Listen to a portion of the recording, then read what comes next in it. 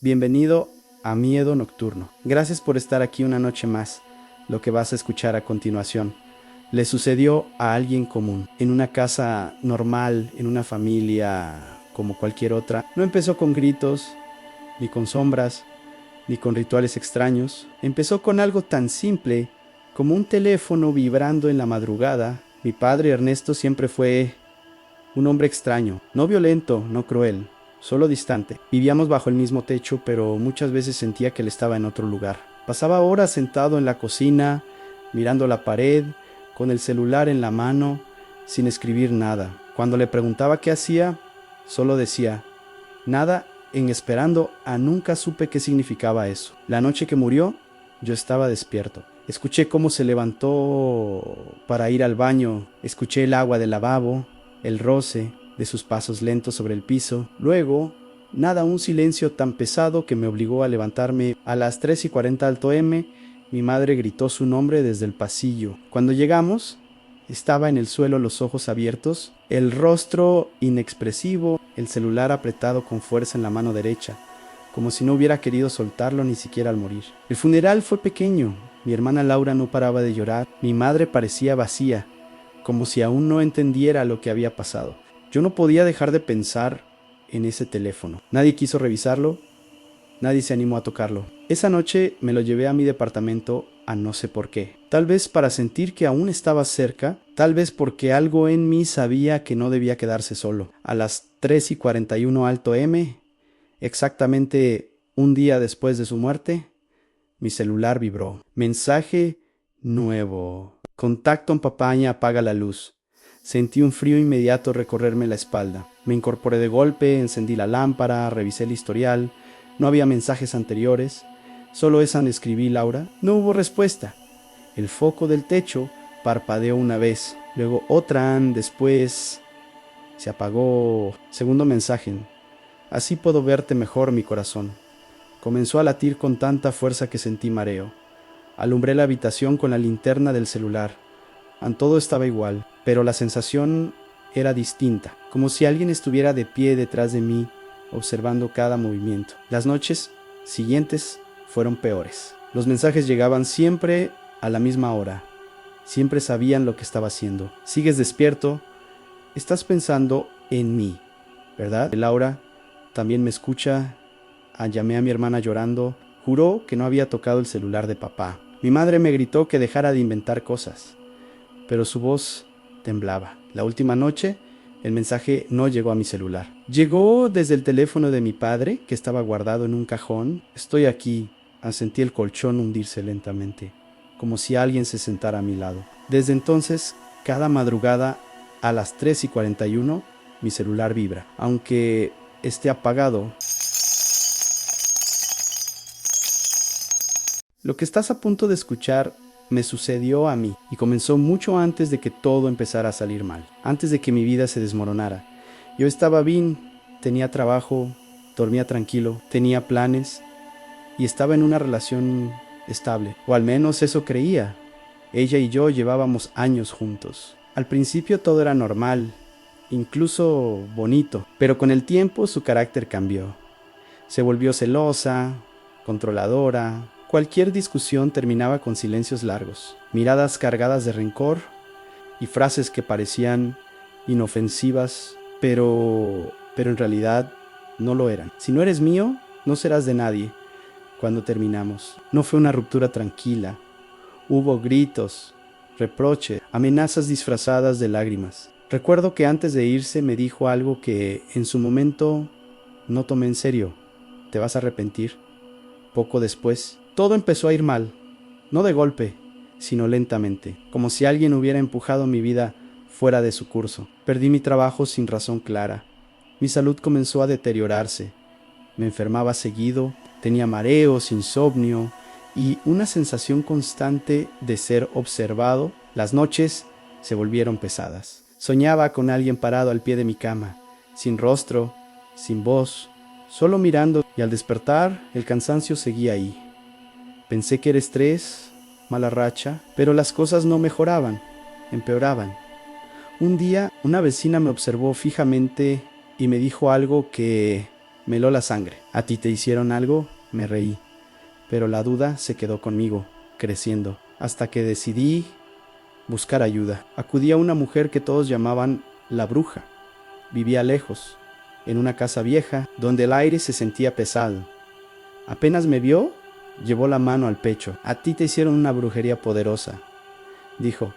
No fue por envidia, fue por rencor. Alguien que te amó, pidió verte caer, me explicó que el trabajo estaba bien hecho, profundo, y que deshacerlo costaría. Acepté sin pensarlo. Durante el ritual sentí frío, náuseas, un dolor fuerte en el pecho, como si algo se desprendiera de mí. La mujer rezaba, rompía objetos, quemaba cosas que no quise ver, pero antes de acabar me dio una advertencia. Cuando esto se rompa, va a volver, y va a volver con más fuerza, porque todo lo que se manda regresa. Después del ritual, mi vida comenzó a mejorar, lentamente. Dormía mejor, el trabajo regresó, mi cuerpo dejó de fallar, pero alguien más empezó a caer. Mi ex, me enteré por conocidos. Había perdido su empleo, enfermó, sufrió accidentes pequeños, constantes, exactamente como me pasó a mí. Su vida se deshacía. Una noche recibí una llamada, había fallecido. En ese momento, todas las piezas se encajaron. Recordé sus palabras, su mirada, su rencor, y comprendí la verdad. Nunca fue casualidad, nunca fue mala suerte. Ahora lo sé, la brujería que le haces a alguien siempre regresa y nunca vuelve igual. Lo que vas a escuchar ahora le sucedió a una familia común en una casa donde nadie creía en la brujería, hasta que alguien decidió hacerles daño. Todo comenzó con mi tía Rosa, una mujer reservada, siempre envuelta en problemas con una vecina que parecía odiarla sin razón. Las discusiones eran constantes, gritos desde la calle, amenazas dichas en voz baja, pero nunca pensamos que algo así pudiera volverse real. Las primeras señales fueron pequeñas. Un olor extraño en la cocina, una mezcla de tierra mojada y algo parecido a carne quemada. Después comenzaron a aparecer muñecos hechos con trapos, frascos con líquidos oscuros enterrados en el patio, sal negra esparcida frente a la puerta. Mi padre se burlaba. Decía que todo era coincidencia, que nadie podía hacernos daño así. Hasta la noche en que lo vimos, eran casi las 3 de la madrugada, cuando escuchamos pasos alrededor de la casa, no dentro, afuera, rodeando las paredes lentamente. Mi prima Camila miró por la ventana, retrocedió pálida, dijo que había alguien ahí, pero no había nadie. Entonces el aire cambió, se volvió pesado. Es complicado respirar, como si algo enorme estuviera ocupando el pasillo. Mi hermano Luis comenzó a llorar, decía que había alguien parado frente a su cuarto. Cuando todos miramos, lo vimos.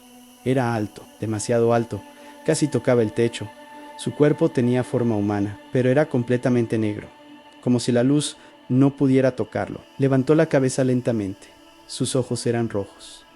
No brillaban, ardían. De su cabeza salían cuernos curvados hacia atrás, largos, gruesos, imposibles de confundir. Su rostro era alargado, con una sonrisa antinatural. Demasiado amplia, demasiado quieta, no caminaba, se deslizaba, y cada movimiento hacía vibrar el aire. Sus manos eran largas, con dedos delgados, terminados en uñas negras. Como garras, mi madre comenzó a rezar en voz alta. Mi padre cayó de rodillas, sin poder hablar. Mi tía Rosa gritó con la voz quebrada. Nos hicieron brujería. La entidad habló, pero no movió la boca. La voz sonó dentro de nuestras cabezas. Grave, antigua, no me llamaron, pero me abrieron la puerta. No nos atacó, solo se quedó ahí, observándonos, como si nos estuviera eligiendo. Desde esa noche comenzó la persecución. Lo veíamos reflejado en los espejos, parado al final de la calle, sentado en la oscuridad del cuarto, siempre mirando. Un sacerdote nos dijo algo que nunca olvidé. Cuando lo miraron directamente, ya era tarde. Abandonamos la casa semanas después. Dejamos todo atrás. Pero hay noches en las que despierto con el olor a tierra mojada y siento que algo está parado en la esquina del cuarto esperando.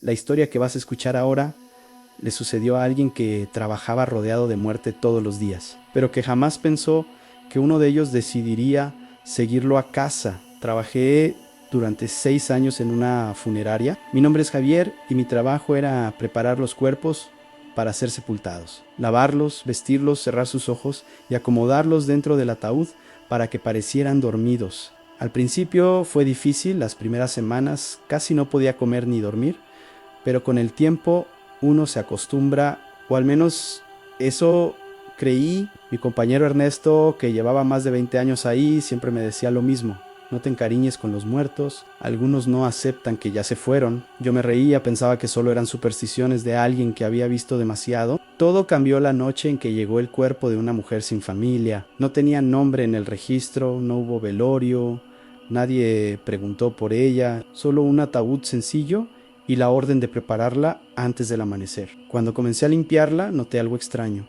Su piel aún estaba tibia. Pensé que era mi imaginación o que el aire del lugar estaba fallando. Pero cuando incliné su cabeza para acomodarla, sus labios se abrieron ligeramente, como si intentara respirar. Retrocedí, sentí un nudo en el estómago, pero continué. Esa noche, al cerrar la funeraria, sentí que alguien me observaba desde el pasillo. Ernesto ya se había ido, apagué las luces, cerré con llave y me fui a casa. Fue en el camino cuando la vi. Estaba parada al otro lado de la calle, inmóvil, mirándome fijamente. Vestía el mismo vestido con el que había preparado su cuerpo. Pálida, con los brazos colgando, sin parpadear.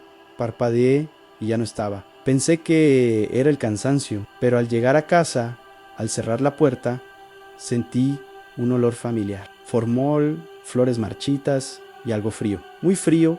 Esa noche soñé con ella. Estaba sentada al borde de mi cama, con los ojos abiertos, mirándome. Cuando desperté, había huellas húmedas en el piso que iban desde mi habitación hasta la puerta. Las siguientes noches fueron peores. La veía reflejada en el espejo del baño, siempre detrás de mí. Escuchaba pasos en el pasillo, arrastrados, lentos como los cuerpos que movíamos en camillas. Volví a la funeraria desesperado. Quería saber quién era esa mujer. Busqué su registro. No existía. Ernesto me miró en silencio y solo dijo: a veces alguien se equivoca de camino. La última noche la vi sentada en el sillón de mi casa. No se movía, no hablaba, solo me miraba, como si ahora yo fuera el que necesitaba ser preparado. Desde esa noche no volví a trabajar en la funeraria. Dejé el uniforme, dejé las llaves, dejé ese lugar atrás. Pero hay cosas que no se quedan donde las dejamos. A veces, cuando apago la luz para dormir, siento el olor a formol y el peso de alguien sentándose a los pies de mi cama. Entonces, recuerdo algo que nunca tomé en serio. Algunos muertos no aceptan estar solos. El siguiente relato me lo envió una persona que jamás volvió a ver la muerte de la misma manera. Nunca fui creyente, ni religioso, ni supersticioso. Antes mi vida era normal, tenía trabajo, familia, una pareja, problemas comunes, nada fuera de lo normal. Hasta que todo empezó a derrumbarse al mismo tiempo. Perdí mi empleo, mi pareja se fue, las deudas crecieron y la desesperación se volvió diaria. Sentía que todo lo que tocaba se rompía, que algo invisible me empujaba hacia el fondo. Fue entonces cuando alguien me habló de ella, la Santa Muerte. Me dijeron que ayudaba cuando nadie más lo hacía, que no juzgaba, que cumplía, pero que siempre cobraba. No lo creí, pero la desesperación hace que uno escuche cosas que antes ignoraba. Una noche fui al lugar donde me dijeron que podía encontrarla, una habitación pequeña, con velas, humo, imágenes y una figura blanca, con la guadaña entre las manos. Al verla, sentí frío. No miedo, sino una presencia pesada, como si alguien más estuviera ahí conmigo. Hablé, le pedí ayuda, le prometí velas, ofrendas, agradecimiento. No pedí nada imposible, solo estabilidad, solo que el caos se detuviera. Y funcionó. Conseguí trabajo. Las deudas comenzaron a disminuir. Mi vida empezó a ordenarse, pero algo más cambió. Soñaba con ella, parada al pie de mi cama, sin moverse, mirándome. Cada sueño era más claro, más real. Un día olvidé cumplir una promesa, una vela, una ofrenda, algo pequeño. Esa misma semana, mi hermano tuvo un accidente grave No murió, pero estuvo cerca. Volví al altar, temblando, pedí perdón, cumplí, las cosas se calmaron, pero entendí algo. Ya no era una ayuda, era un compromiso con el tiempo. Empecé a notar detalles, personas cercanas se enfermaban, relaciones se rompían, como si el equilibrio que yo había pedido se estuviera cobrando alrededor mío. Una noche soñé con ella otra vez. Esta vez habló, todo se paga, y entendí que no quería seguir. Intenté decir adiós, retirar el altar, cerrar ese capítulo, pero no fue tan simple. Durante semanas escuché pasos, sentí su presencia, velas que se apagaban solas, objetos que se caían, hasta que un día, sin aviso, todo se detuvo. Desde entonces, mi vida es tranquila, pero nunca volvió a ser igual, porque aprendí algo que nadie me advirtió. No todo lo que ayuda viene gratis. El siguiente relato me lo envió una persona que creció en el campo, y lo que vivió de niño aún lo persigue. Crecí en una zona rural, pocas casas, caminos de tierra y un puente viejo de madera que cruzaba un río angosto. Los adultos siempre nos decían que no nos acercáramos, pero nunca nos explicaban por qué. Cuando era niño, mis amigos y yo usábamos ese puente para jugar, pescar, pasar el rato, hasta el día en que escuchamos una voz que venía desde abajo. No se asusten, pensé que era alguien escondido, pero cuando miré, vi algo que no era un hombre. Era pequeño, no más alto que un niño. Su cuerpo era delgado, encorvado, la piel arrugada como madera vieja, tenía ojos grandes, brillantes y una sonrisa torcida. Llevaba un sombrero sucio, demasiado grande para su cabeza. Dijo que vivía ahí, que ese era su lugar y que podía ayudarnos. Hablaba tranquilo, como si ya nos conociera. Dijo nuestros nombres y cosas que nunca le habíamos contado a nadie. Nos ofreció un trato si le llevábamos regalos pequeños, dulces, juguetes, monedas. Él nos ayudaría. Éramos niños y aceptamos. Al principio todo salió bien. Uno de mis amigos recibió una bicicleta, otro dejó de enfermarse. Yo encontré dinero en el camino varias veces y cada vez que volvíamos al puente, él estaba ahí, sonriendo. Pero con el tiempo comenzaron las desgracias. Los regalos ya no bastaban, los animales aparecían muertos. En nuestras casas había peleas y todos soñábamos con él, mirándonos, repitiendo, todavía me deben. Intentamos no volver, pero empezó a seguirnos. Lo vimos entre los árboles, cerca de la escuela, incluso frente a nuestras casas. Uno de mis amigos cayó al río sin explicación. Otro perdió a su padre en un accidente. Yo despertaba con barro en los pies, como si hubiera caminado dormido hasta el puente. Asustados, buscamos ayuda. Un anciano del pueblo escuchó todo Ypsilon y persignó. Hicieron un pacto con el duende del puente, nos dijo, y eso siempre trae consecuencias. Nos explicó que esos pactos no se rompen fácil, pero había una forma de devolverlo, pedir perdón y enfrentarlo sin mentir. Fuimos por última vez, al amanecer, dejamos los regalos. Pedimos perdón. Cuando apareció, ya no sonreía, gritó, golpeó el puente y cayó al río. El agua se lo llevó. Nunca volvió a verse. Hoy soy adulto. El puente sigue ahí, viejo, silencioso, pero nadie juega cerca, porque en el campo todos saben algo. Hay promesas que nunca debieron hacerse. Antes de irte, si estas historias te acompañaron esta noche, si alguna de ellas se quedó contigo, suscríbete a Miedo Nocturno. Aquí no contamos historias para asustarte, sino para que no te sientas solo cuando el miedo aparece. Gracias por quedarte hasta el final y buenas noches.